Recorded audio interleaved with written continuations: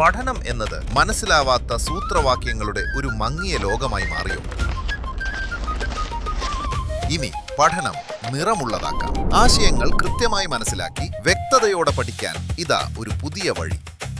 8, 9, 10 +1, +2 ക്ലാസുകൾക്ക് മികച്ച പരിശീലനം. പഠനം ഇനി ആഘോഷമാക്കാം. അത്യാധുനിക സൗകര്യങ്ങളോടെ RGL അക്കാദമി. അഡ്മിഷനായി ഇന്നു തന്നെ വിളിക്കൂ.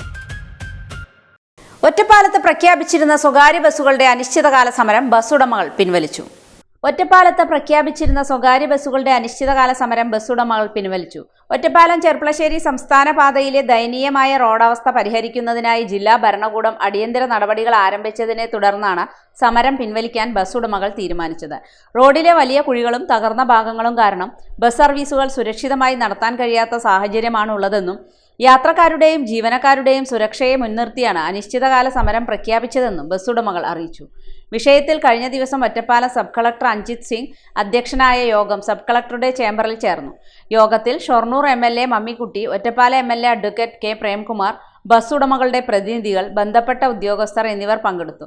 റോഡിന്റെ ശോചനീയാവസ്ഥയും അതുമൂലം പൊതുഗതാഗത മേഖല നേരിടുന്ന പ്രതിസന്ധിയും യോഗം വിശദമായി വിലയിരുത്തി. ചർച്ചയെ തുടർന്ന് റോഡിലെ അപകട സാധ്യതയുള്ള വലിയ കുഴികൾ JCB ഉപയോഗിച്ച് നികത്തി ഗതാഗത യോഗ്യമാക്കുന്നതിനുള്ള അടിയന്തര നടപടികൾ ബന്ധപ്പെട്ട അധികൃതർ ആരംഭിച്ചു. റോഡിന്റെ അറ്റകുറ്റപ്പണികൾ യുദ്ധകാലാടിസ്ഥാനത്തിൽ പൂർത്തിയാക്കുമെന്ന് അധികൃതർ ഉറപ്പു നൽകിയതോടെയാണ് പ്രഖ്യാപിച്ചിരുന്ന അനിശ്ചിതകാല സമരത്തിൽ നിന്ന് ബസ് ഉടമകൾ പിന്മാറിയത്.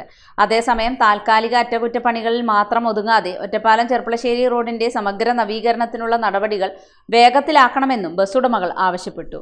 യാത്രക്കാരുടെ സുരക്ഷയും പൊതുഗതാഗതത്തിന്റെ സുഗമമായ നടത്തിപ്പും ഉറപ്പാക്കാൻ സ്ഥിരമായ പരിഹാരം അനിവാര്യമാണെന്നും അവർ വ്യക്തമാക്കി.